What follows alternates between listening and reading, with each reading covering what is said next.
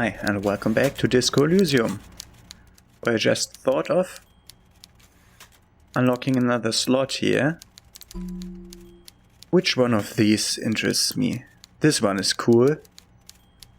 Yeah, I have an actual art degree, yeah? Yeah. I need that. Okay. Let's talk to Everett about, Mr. Dubois, a pleasure as always. You don't have to sit down this time, since you're already sat on that chair. I opened the door you asked me. Can we discuss the murder now? I'm very glad to hear that, Harry. One question. You didn't actually happen to stumble in and see what's inside the apartment, did you? There's no way to sway this man in any direction. He is unsuggestible and unswayable. Just tell the truth. I did go inside. Weasel had the flag of the old Revocol on his wall. Exactly the kind of fascist memorabilia I was expecting. Weasel probably prays to it every night for the downfall of the Union. Now let's get down to brass tacks. It's time for men like me and you to figure out who's killed who and why.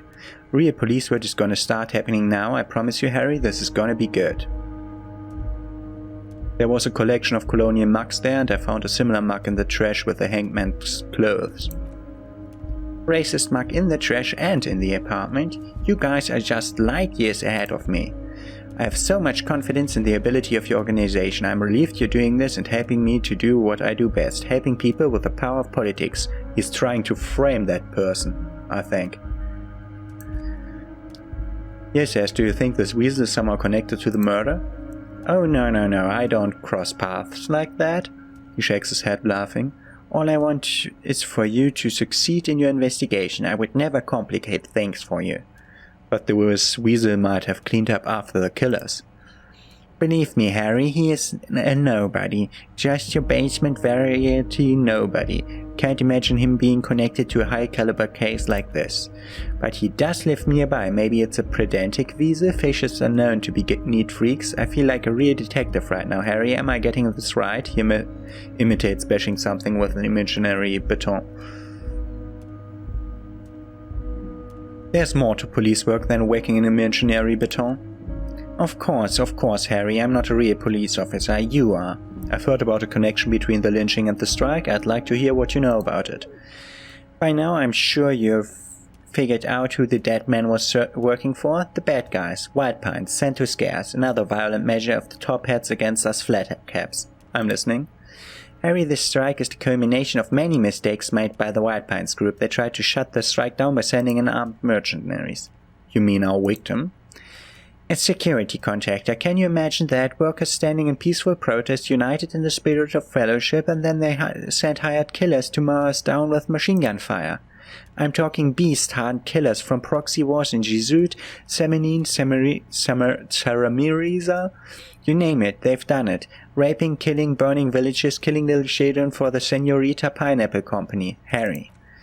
Everything they did there, they brought over here. They want to turn Revocol into a third world slum. Honestly, the only thing they didn't do is kill the village elephant. Hold on, you have a village elephant? No, Harry, the elephant is metaphorical and so is the village, but the mercs and their brutality are very real. Go on. Now, I haven't personally witnessed the brutalities out there. I have the luxury of staying in my container, you see. If I need to go somewhere, they just move my container. Where'd they move the container? Yes, I'm an old man, Harry. My legs aren't what they used to be. They lift my office with that big crane. It's actually very fun. You should try it. He has a lazy eye. Wait, wasn't that the other brother? Wasn't that Edgar who had the lazy eye? I'm not sure. I should try to look in that. But enough about me and my fun container. The killers the company hired, I think there were 3 of them, all hardened commando types. One of them got downright suicidal, getting drunk, violent, a little rapey. Even their own negotiator couldn't control him. That's your boy, the one who likes hanging out in trees. By negotiator you mean Joyce. Harry, what you need to realize is we dock workers are not pushovers.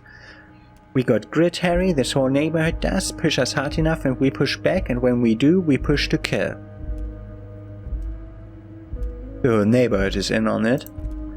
Potentially, Harry, potentially. We got arm wrestling champions, rowing club people, ex-coal miners, tough guys, all ready to spring into action for their home base. Who exactly did the pushing?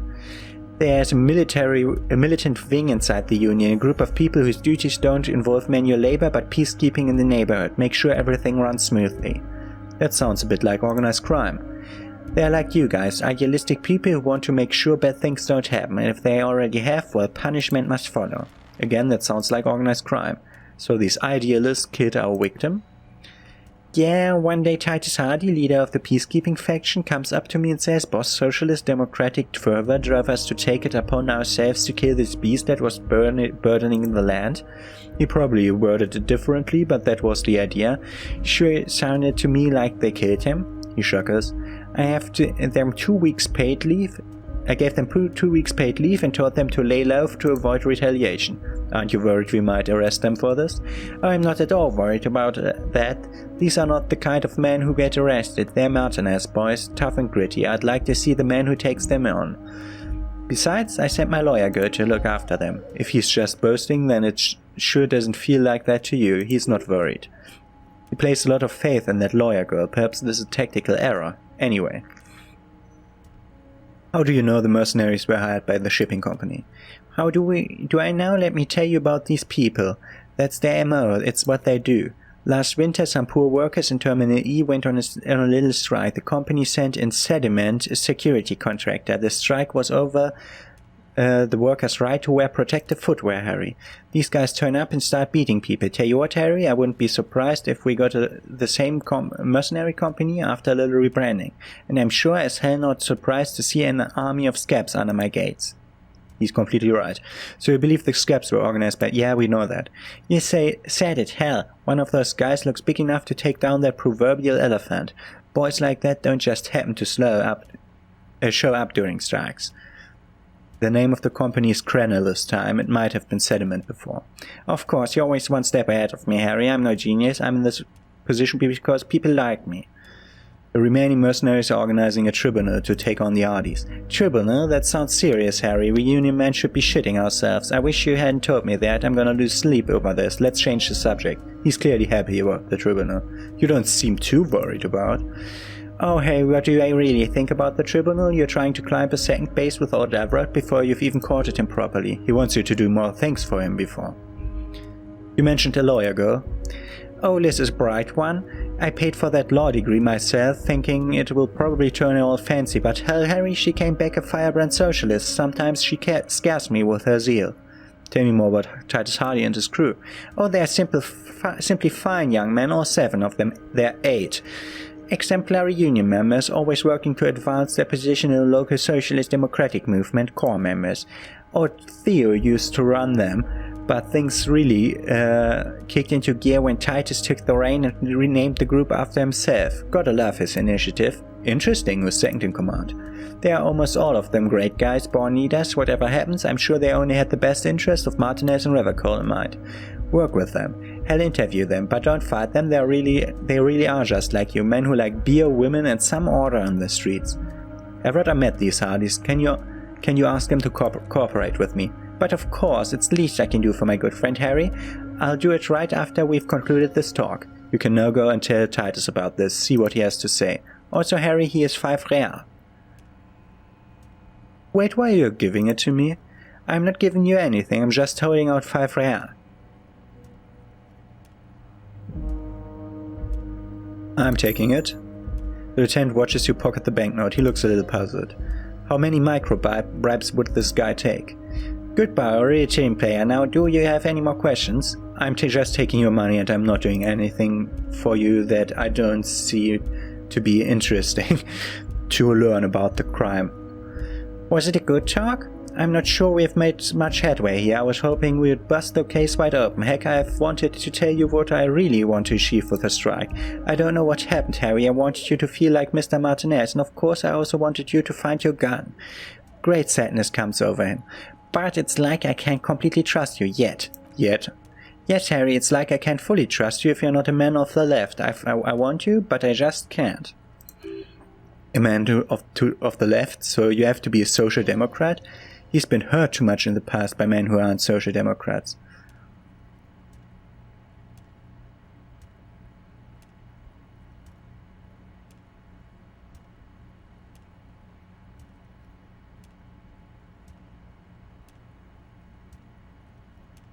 What's that supposed to mean? I'm more left than... No, I'm not more left than he is. I'm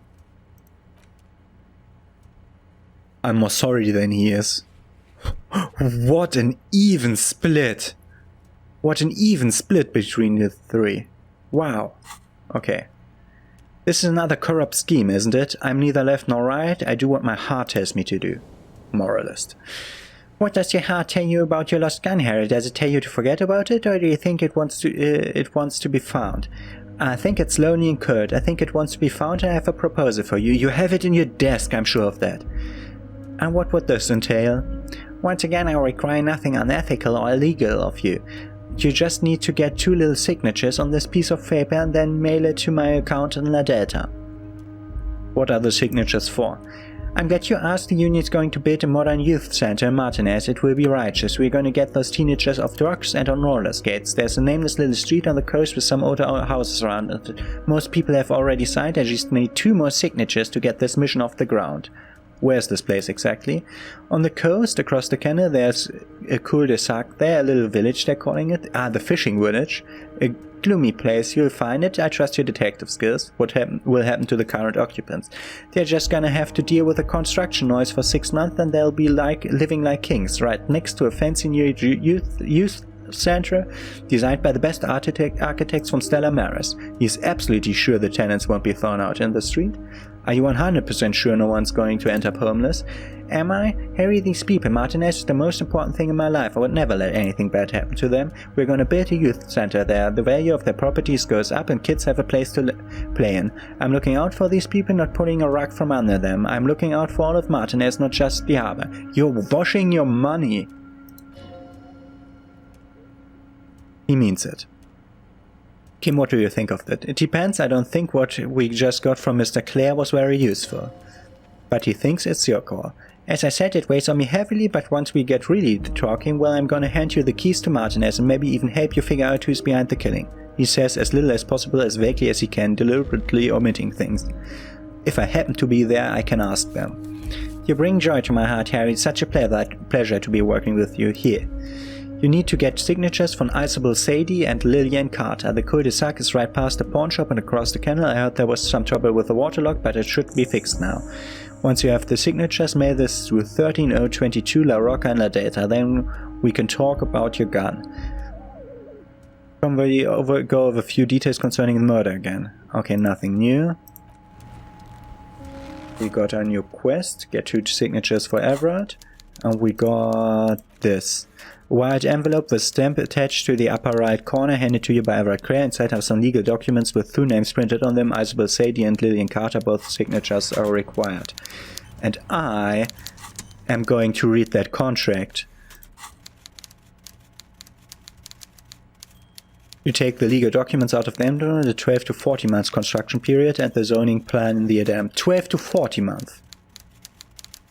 Kim, what do you think of this? I'm no property lawyer, but it looks fine. I like the print size. They're not selling or leasing anything. It's not a perfect solution, but how else are you going to build up something? It's always inconvenient to build things, and citizens inevitably have disagreements over such construction projects, but there's no other way. Look at the zoning plan. Youth Center cuts into the ocean like a bow of some great modern ship. Apparently it's going to cover most, if not all, of the streets in the square between the existing houses. It's 3 stories tall. It's going to be awfully close to the already existing buildings, almost wall to wall, practically integrating them into the youth center. This is either ominous or cool architectural choice. Hard to say. My money is on cool. Looks like a cubic pyrite. Center is very close to houses. It has an ominous shapes and it's a cool cubic pyrite. Thank you, conceptualization. Try to find the loophole. There's no loophole. The simple truth is your current residents are going to lose their street access for the next 12 to 40 months. Their lives will be dominated by constant construction noise right next to the doors. Wait, what are the ramifications of this? Once the construction starts, it will probably take a few months, a year maybe, for even the most stubborn occupants to get tired of living like this. After that, they'll sell their property for cheap and move out.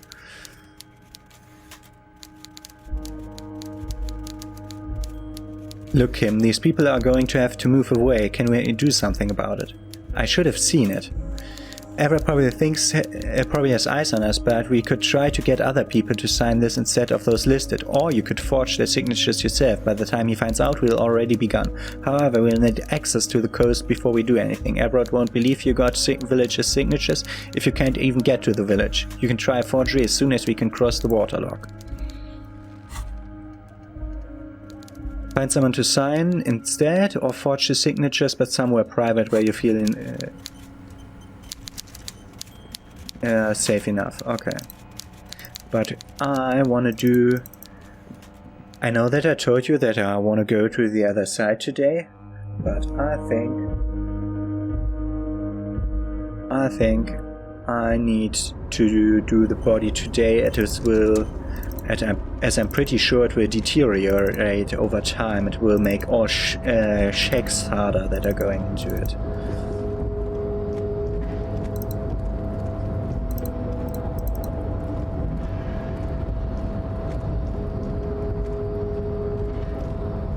So let's go there. Would be nice to have a fast travel system. Not because I want to save that time over there, I want to save my time.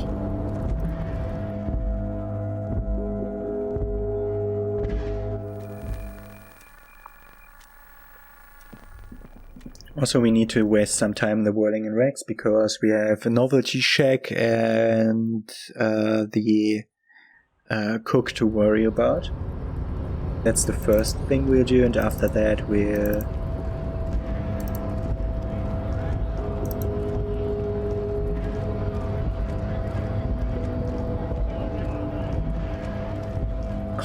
I may let Kuno and Skull Lady sign it.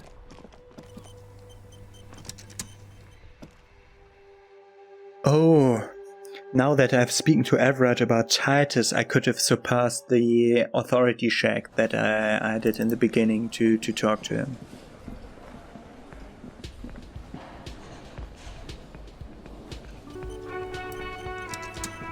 The fuck? That was inside him. Weird. Let's talk to the cook first. As I'm very interested about the special borscht. The man ponders his cooking utensils, giving you a little nod and acknowledging your presence. You said you're friends with Manana, is that true? The mention of Manana gets his attention. He smiles and delivers a whole slew of unfamiliar words and lively gestures. Then he falls silent again. They're friends. What is in that borscht you're making there? The man says a couple of sentences in that strange language of his and then seems to wait for you to speak. I'm pretty sure he asks you questions. He doesn't know your language, you can just say something cool in return. Mercury rising. The man looks at you, then at his soup. His face lightens up, he picks up a bottle from the shelf. Borscht need more vodka? Okay, so it's vodka that keeps the man happy and in good spirits. Clever move by the Union. Vodka borscht. I love it, bratan. Turn it the fuck up and then ask for some yourself. Turning it up seems like a dangerous idea, honestly. The place is a powder keg.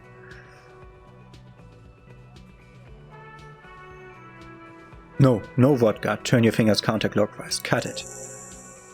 The cook gives you a long, disappointed look, then turns the stove off and seems to wait for you to speak. I don't think I need anything else. Stay masculine. We did get another point again. Wait, what is here? Ah, it's this one. Again. Okay. We took the alcohol out of the borscht. This should help. Can I help you? About my bill for tonight. I have this giant novelty check.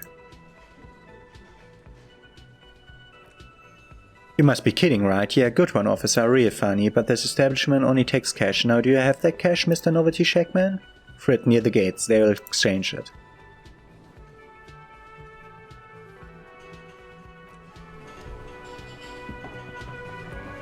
Okay. Then the gardener. I've got nothing to say to you. Why are you wasting your time? Are you Elizabeth Beaufort? I suggest not wasting your time and trivial your present reason, focusing on why you are actually here, Titus Hardy.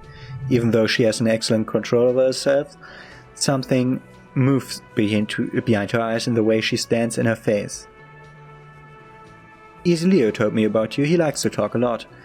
You're not here to shut up the legal counsel, you're here to question these men. It's you again. What is it? Me and Everett talked. He promised you'd cooperate. Oh, so you went and talked to my mummy and now she's making me play with you. Is that it, lawman? And what's going to happen if we don't? You're gonna go and tell on us? Very mature, guys. Everett sent word, right? Yeah, I heard him. The fuck do you think I'm doing here? You'd have your ass handed to you if it wasn't for the bossman's word. Let me state this very clearly, Corporal. Hello, officer. I'm Titus Hardy, and these are my boys, Hardy Boys. How may we assist you? It would take an army to bend Titus to its will, but having Everett back you up like that did seem to have some effect. I talked to Joyce, the merc you hanged. His friends are coming for you. Yeah, by friends you mean his squad mates from Cranor.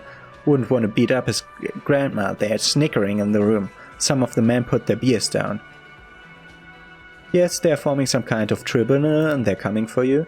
This is what happens if you take the law in your own hands, other people start doing it too. Let them come, the Hardy Boys are right fucking here.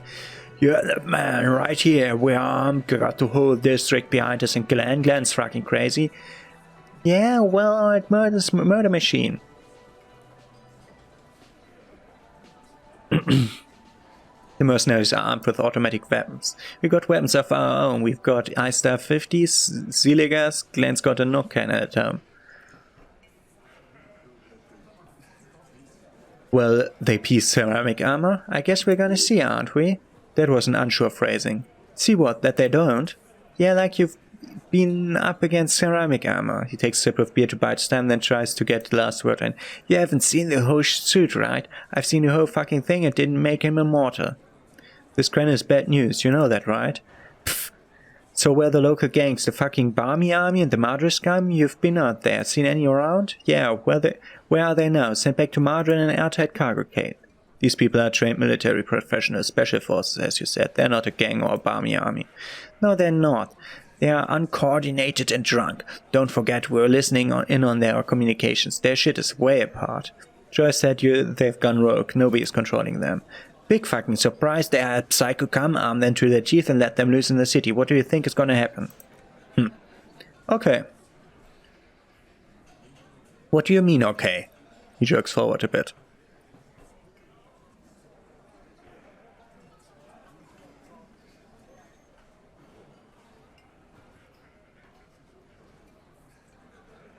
I mean, okay, they're going to wipe you the fuck out, Titus. No, they won't. Get out of here with their negative energy. All he means is that the situation is serious. No wonder your cops get shot to shit every day. You can't go to war with an attitude like that.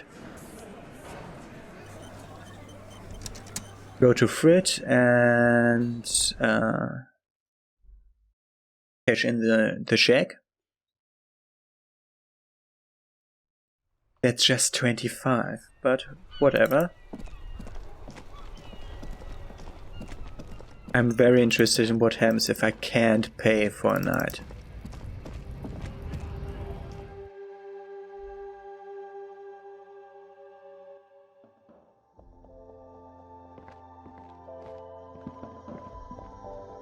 Is this about the questions again? Because I don't really know anything.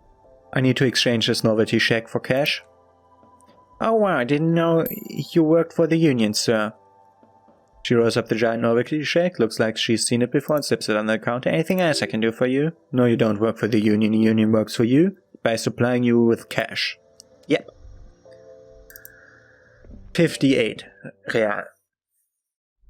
But I need to pay 20 for the night again.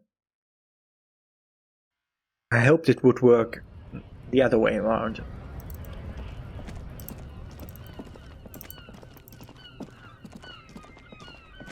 Okay.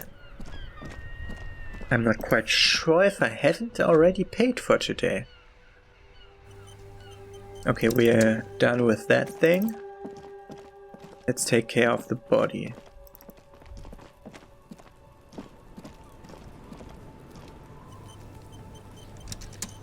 Maybe I could buy the pants. Kuno's like Kuno's dad. Kuno doesn't give a fuck about anything. I buy your pants. Kuno unzips his jacket again and pulls the pants out of the plastic wrapping. Here, pig, we're fine now. Performance buddies. Kuno can always see you soaring through the air like a fucking eagle. Pig's in Kuno's debt now. Money debt. Money debt doesn't mean anything, he's just saying words, you're not in his debt. And Kuno doesn't fucking care. Okay, we have done that. Now we have new pants. Savoir-faire and physical instrument. Those are the farm pants.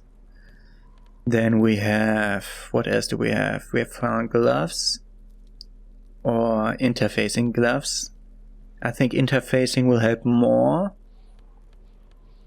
And this has esprit de corps and shivers, and this has empathy and eye coordination. Both useful for the thing. This is minus drama. You need visual, I think I need visual calculus more.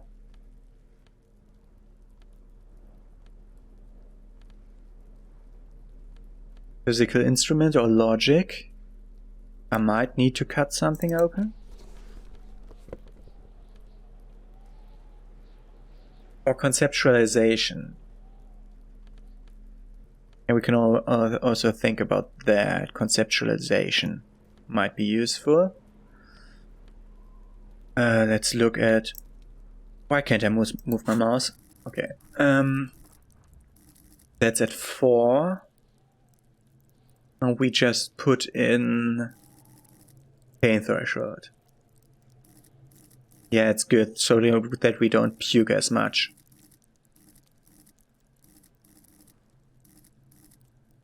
Perception is great.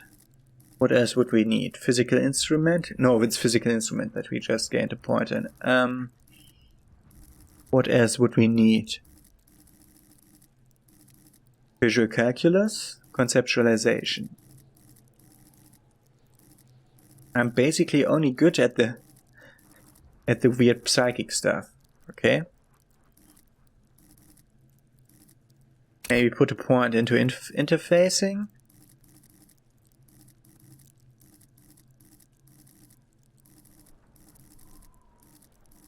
Or physical instrument. Oh, I think we might be alright. Let's take care of the body.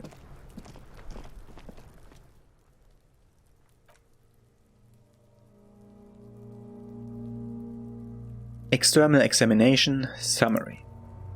Clothes. The deceased wears armored boots and white briefs. The make of the briefs is Barbrodine, I think. Let's see. He turns the body into its side to shake the underwear label. See, it's happening! Barbrodine, yes, inexpensive. Size M, color white. The disappointment is palpable. The red-haired thing was expecting something more lurid. The rest of the clothes have been removed post-mortem by scavengers in order to get the victim's ceramic armor. Officers are in search of the missing pieces. Removal of the boots is left for processing. Would be clever of you to omit the boots altogether, sire. If you had to keep them for yourself as you ought to, you have deserved them more to get them more than anyone else. When am I gonna get them? Patience. After the autopsy, before the body is taken to Wield, there will be a window of opportunity after the lieutenant has gone to sleep. I hope this has helped you, my liege. Omit the boots. The boot has a serial number. The lines between the plates are in the shape of alphanumerical. The number is purposefully concealed by the design. Tattoos. The upper torso is covered in a single continuous tattoo resembling microelectrical circuit board. It reaches from the right shoulder to the heart. The ink is blue and white. The assistant has a color photograph of the markings to be added to the case file as document A1. The photo is taken on the scene using a Trigate Mini. The deceased has a belt for airlifting cargo around his neck, tied with a hangman's knot. Color yellow, length 3 meters. There's a buckle on the other end. He produces measuring tape. Well-nourished, athletically built, measuring 1.8 meters. Generally consistent with age 42. Preservation is good. Ambient temperature below freezing. Body hairs light brown. Distribution is consistent with age. The deceased had male pattern baldness. His hair is combed back, short. Touch the corpse hair before moving on. The hair under your latex fingers feel cold to touch. Wet. Stroke his hair gently. The stench is suffocating. Strands of dark brown hair start sticking to the latex of the gloves, like threads of a rag doll's head. Short, light brown, male pattern baldness. Lividity is consistent with hanging. The head is congested. Contusions are present on the head, chest, and thighs. Consistent with stones thrown post-mortem. Low velocity. Fucking low velocity, Shink Shonk? You think Kuno doesn't know what you're talking about? Velocity was fucking max. Talking shit about Kuno's velocity. The lieutenant pays no heed. In addition, there are bite marks on the face, scalp, and chest, consistent with predation. Write down. Ligature mark. The lieutenant produces a small folding knife. With the other hand pulling out on the bed, he starts cutting into the polyester. The stench is horrid. After a while, it's obvious the material cannot be cut. The steel wiring. There's too much of it. We need to remove the bed so we can get into the ligature mark. You've got just the right tool for that. There's the shank cutters. Good thing we got these shank cutters. Always good to think ahead now. He points to think ahead. Now, he points to the rope squeezing the dead man's neck. We need to cut the bed to see the ligature mark below. Carefully, with as much precision as you can. See, my pig is gonna fuck his head off. No, he ain't. Your pig's a boring fuck. Look for a good spot to cut. The bed is equally tight around the whole circumference of his neck, swelling over the edges like white bread rising from the yeast.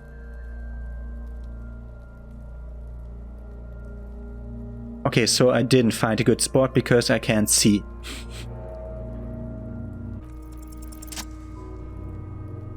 After some deliberation, you sink the cutters into the knot tying the bed together. You squeeze the rubber handles together, sweat forming on your brow. Snap, the knot is slashed. Another cut and the bed falls apart like a flower bouquet, revealing the dead man's neck and the dark red ligature mark around it. Lieutenant kneels closer, running his finger along the dark red groove until there's a gap. The rope rises to a point, leaving a gap in the ligature mark. That suspension point is in the back of the neck, as it ought to. This is where its grip on the curdled meat is gentlest, pulling up. Hemorrhaging is observed on the skin above and below the ligature mark. The mark is well pronounced, consistent with a drop from 1 or 1.5 meters. So hemorrhaging says me that he was alive when he was hanged. But he may have been unconscious. Write it down. Chest is intact, normal contour, abdomen is protuberant, pelvis intact, genitalia. He pulls down the man's underpants. Now it's gonna happen. See? I fucking knew it. This is clearly what they have been waiting for ever since the autopsy began. The lieutenant is trying to make it as boring as possible. Genitalia is male and unremarkable, no evidence of injury. No, I'm not gonna say that, and I'm going to inspect them too. Dead man's penis is average size, congested from the downward direct collection of blood. The testicles are uneven in length, hanging underneath. The genitalia is greenish, marbling is present around the crotch. Write it down and move on. Back is symmetrical and intact. Upper and lower extremities are intact but asymmetrical. There are combat injuries on the right hand, thigh and hip. In addition, I see smaller residual scars, too numerous to count, covering about 30% of his body, from wounds sustained over 2, maybe 3 decades. Dispersal and accumulation indicates long and active combat duty. The scarring is extensive, way more than law fishes. We have a real museum here of battles and wars. Last item, hands. He takes the man's right hand in his, inspects it, then moves on to the other hand. I pick up the hand. His flesh is cold, icy. Pleased to meet you. Where are you from? What's your name? My name is... I'm only fucking with you. I know where you're from Cappadocia. And your name is Il Kobo. What can I do for you, Il Kobo Cappadocia? It's good to hold your hand. Did you like it when I stroked your hair? I did, Kobo, I did. It reminded me of when I was just a small boy before this happened to my face and my body. You did me a kindness there. We should do this more often. Be close like this, I mean. Hands are clean, the lieutenant concludes. The dead man's fingers slip from your hand, cold and sausage-like. No signs of injury from struggling. Were we expecting any? I was. Maybe I'm not seeing them. Honestly, the stench is making it hard for me to think at the moment. Working so close to the fumes coming from the corpse must be hard. You realize suddenly that the lieutenant has been barely keeping it together these past 2 items. Write it down. Whoa. He turns to the side to breathe. It's not enough. He buries his face in the sleeve of his jacket. You hear a muffled voice. That's all for the external. Well done. What's next? We're finished with The Motorway South. That's a weird image. The lone vector stretches in your mind's eye into the wide, pale yonder for an unimaginable distance, forgetting until you can no longer remember anything, no cities, no mountains, no oceans, finally no vector. Nothing remains. All a blank space with no points of reference where only one type of motion is possible, the motion of a human throat swallowing. And then it comes to you. To reach the end of the motorway south is to be unborn. You have had this thought before while aimlessly wandering the streets of Jamrock, a lost piece of the man you were, a dark hope. All intelligence white checks unlocked, and we get one Inland Empire from the swallowing motion. That's not too bad. Let's look at that. How's my Inland Empire doing? It's at 9. That's fucking great. Ah, Rhetoric has unlocked. And the Volition check. Okay. How long are we on that? 40 minutes.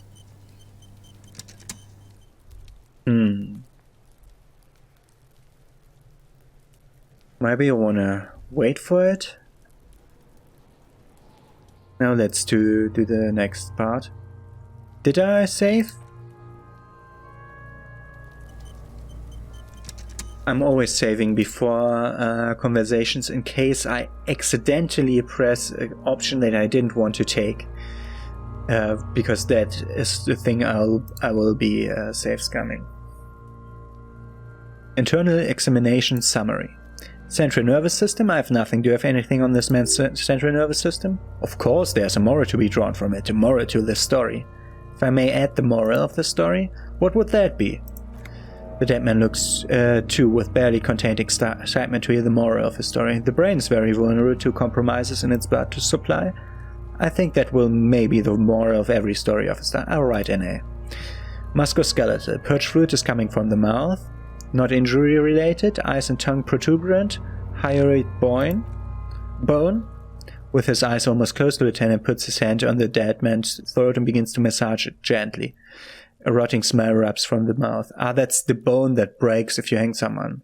It's at the front of your neck. No, the neck is the back.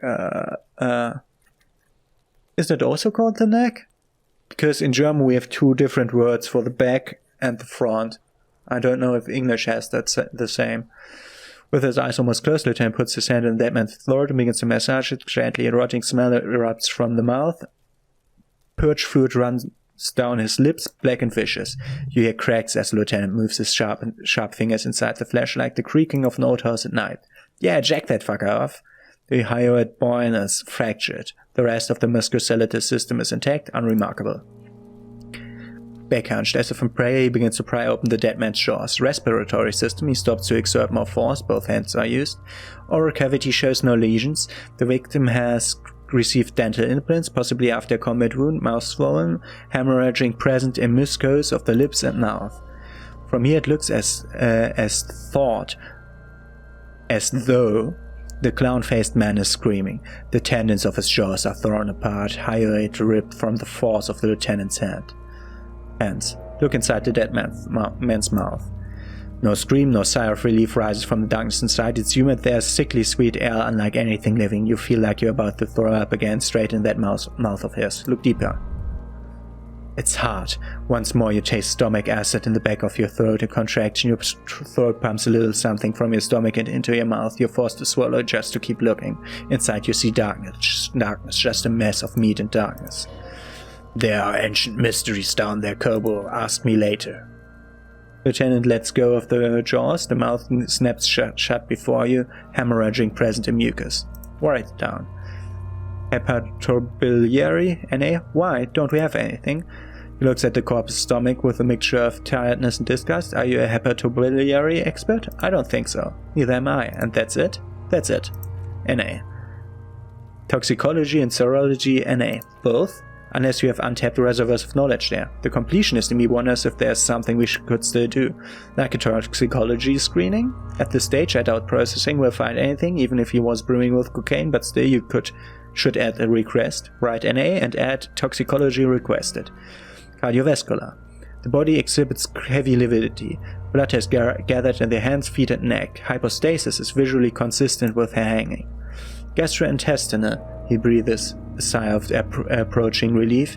This is the last field on the list. He looks around to the ground, to the pool of feces there. Oh, so he doesn't have to look inside.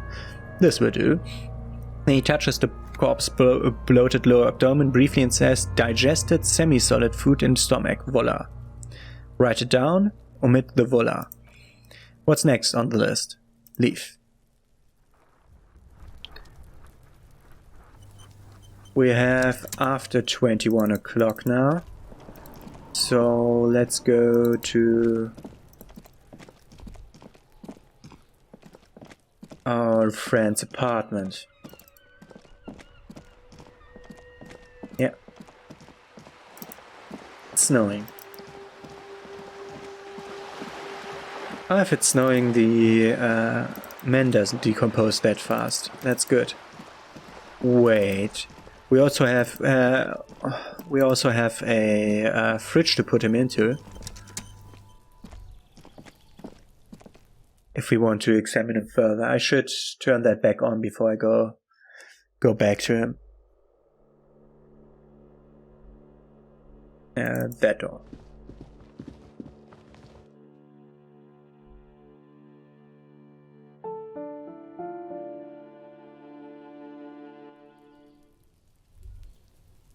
Oh, more things here. You hear distant traffic. Night is falling on the city. A maroon glow of light pollution rises from the east.